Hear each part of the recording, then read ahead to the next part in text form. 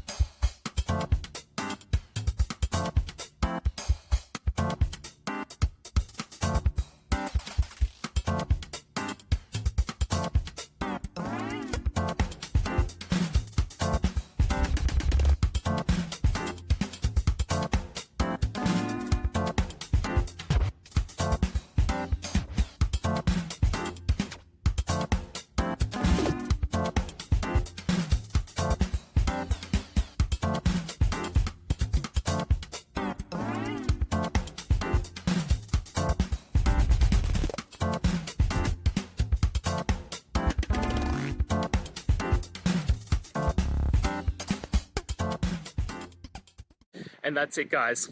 I hope we've gone through the question and found that solution you're looking for. And look, if we did, please hit subscribe. I'd really appreciate it. And until the next time you need technical help, I hope you have a good one. Cheers.